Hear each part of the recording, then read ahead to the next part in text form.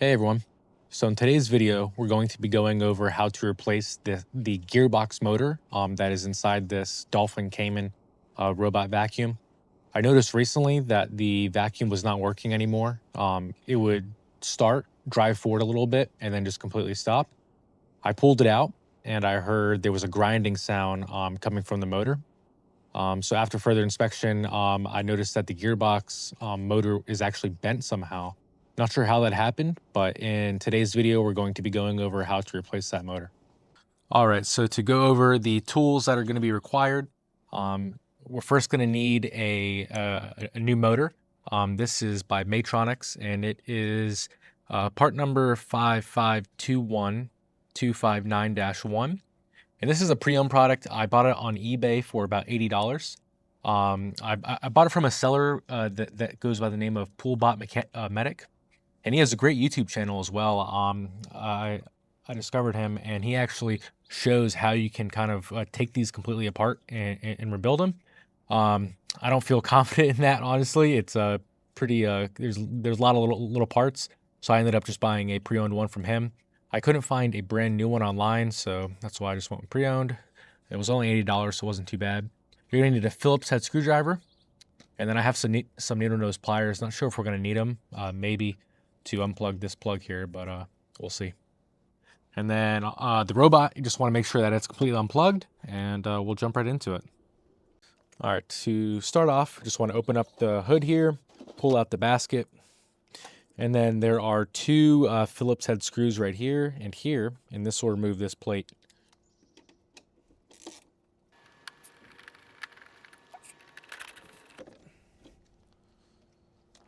All right, so those two screws are out, and then this should just pop right out. There we go. Move that out of the way. So once you get that gray cover out of the way, this whole unit comes out, and there are two screws, Phillips head, that hold that in place.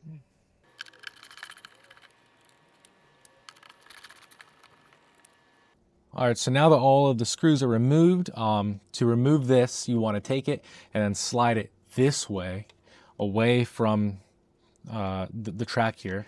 Slide it that way, and then it'll just slide right out.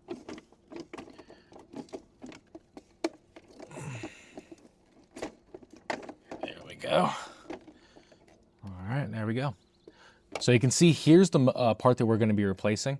And I'll show you once I open it up. It is definitely bent somehow. Not sure how that happened. So next thing we're going to do is we're going to remove these 4 screws on the top to remove this piece.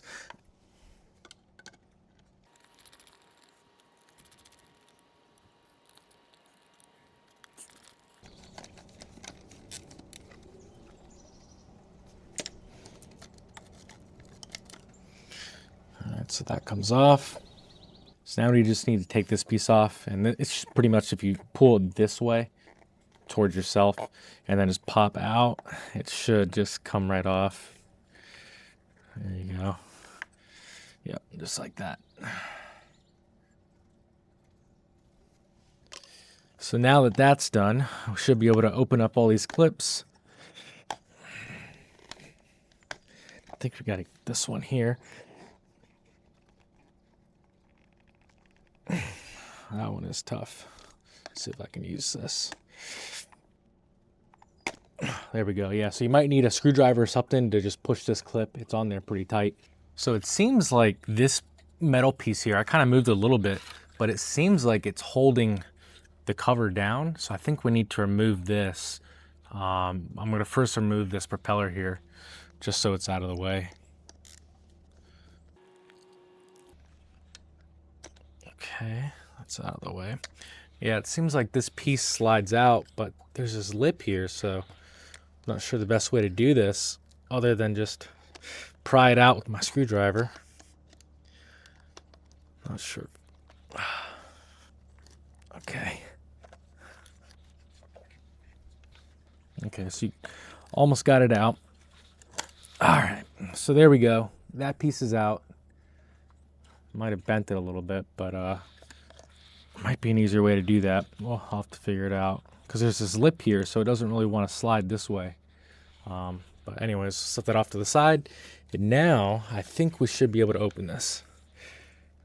I don't see anything else holding it. All right, so I figured it out. It looks like these here are our little clips, and you have to pretty much go around. So what I'm doing is I'm going around to all the areas where the clips are, putting my screwdriver on the edge, and then I'm just tapping, and that breaks it loose. You can see now it's broken loose. So I'll go ahead and do that for all of them.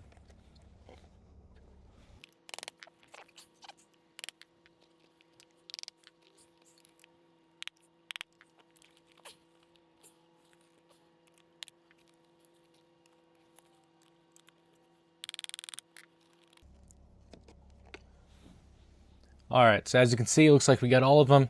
The final piece I did there, I just put my screwdriver in there and twisted. And now this whole piece, there we go, should come off. All right, wow.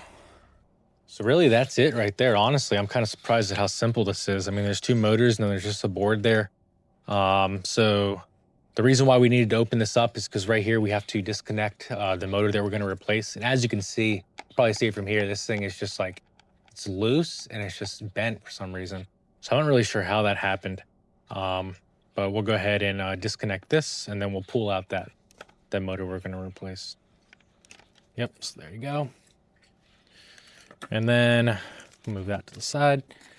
To pull this out, there's two clips on either end. Probably just use a screwdriver to pop that out.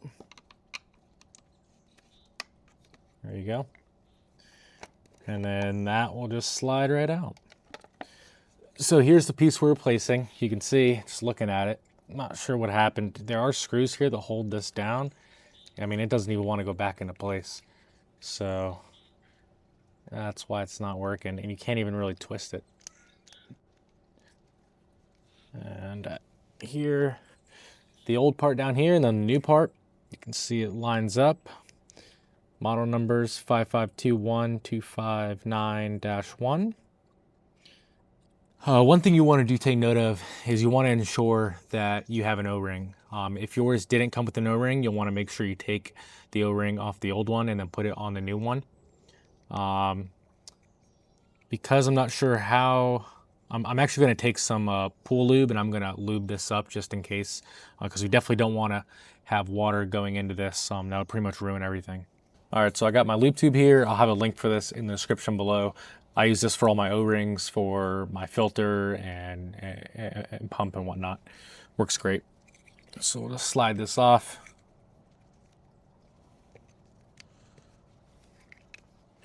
Grab a little bit on our finger, and then we'll just work that in. And there's also another big O-ring for the cover. We'll go ahead and clean this off. There's a lot of sand on it, so we'll clean all this sand out and then also lubricate that.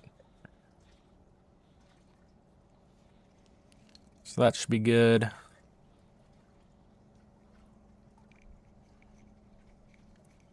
So I noticed there was also a little O-ring right here on this motor. I'm going to go ahead and just lube that as well while we're in here.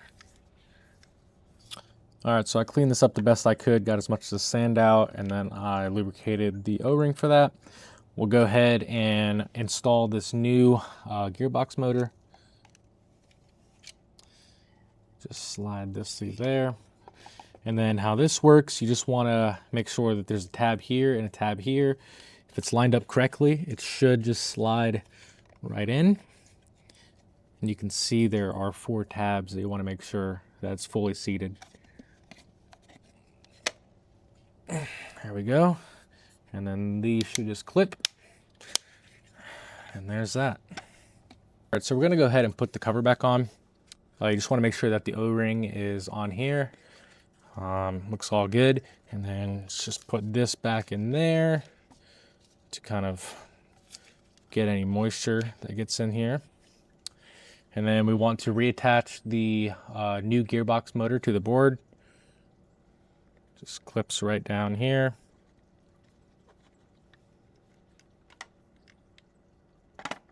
Okay.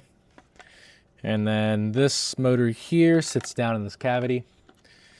Slide that wire like so.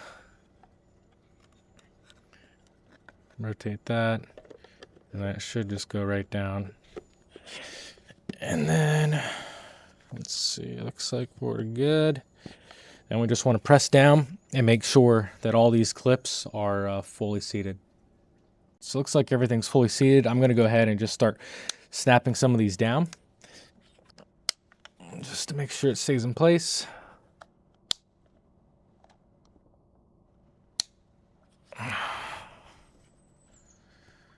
All right, so those are all snapped down. Next thing is we need to reinstall this piece here that holds this part down. Just slide it in. So it looks like if this is not fully seated all the way up, we're gonna have to take our screwdriver, kind of pull it up a little bit. There's a groove right there. Because you got to get it so that there's a slot right here for that metal piece to slide into. All right, so that looks pretty good. Should be able to hopefully slide this in now. Yep, there we go.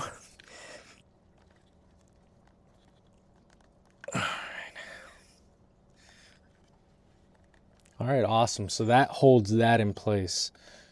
Very cool. All right, so that's all done. That's locked down. Next, we'll go ahead and reinstall the propeller. There's only one way that this slides on. Should just go like that. Push it all the way down.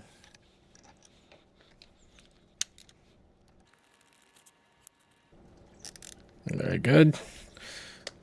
All right. Next, we'll go ahead and install this piece. Should just probably slide in like that. And then there you go. Just want to make sure that's fully seated. Next, we'll install this piece here. So 4 Phillips head screws on the top.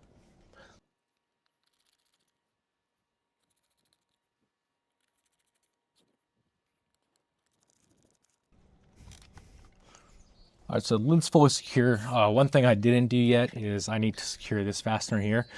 To do this, this wire was in between here, and you can see there's some marks here, so you can kind of see where it was.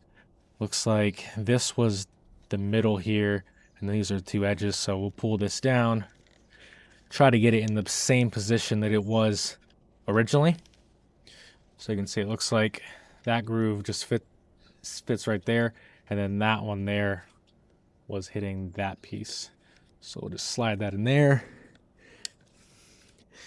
and should go just like that. Cool. All right, so it looks like we have everything in place. The new gearbox motor is installed. This one spins nicely.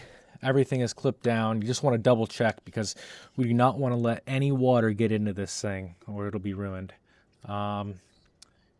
Looks like we are all good. So now we'll go ahead and install this back into the main unit. All right, so the way this works, this piece is going to go into this hole here. But in order to get it to sit correctly, you want to slide it in. And then, remember how we took it out? You need to slide it all the way this way towards you. And then it should seat all the way like this. And then it slides forward. And then that should allow you to have these 2 screws here and here. And it should be seated nicely. If you don't put it in, if you try to just put it in without doing that slide, try to put it in like this, you're not going to be able to really get it. So that's why you have to take it out, slide it towards you, and then slide it away. And then that should be it.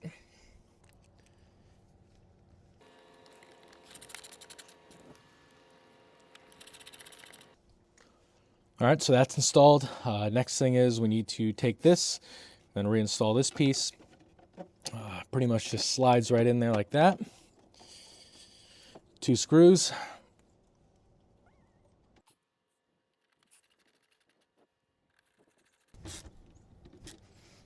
Last thing, reinstall the basket.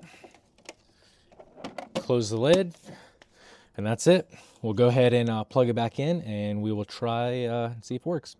I just plugged it in, turned it on. We'll see if it drives on dry ground first. All right, yeah, that looks great. So it looks like it is working on dry ground. So we'll go ahead and toss it in the pool. Let it sink down, and then we'll try turning it on.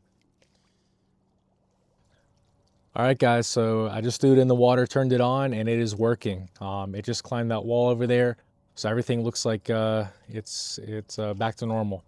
I hope this video was helpful for you. If you have this issue with your pool robot, if you have any questions, please leave them in the comments below, and please like and subscribe. That definitely helps out. Also, check out the Poolbot Medic on YouTube and eBay. Definitely recommend his channel and store if you're needing to buy parts for your robot. Once again, thanks everyone. Have a great day.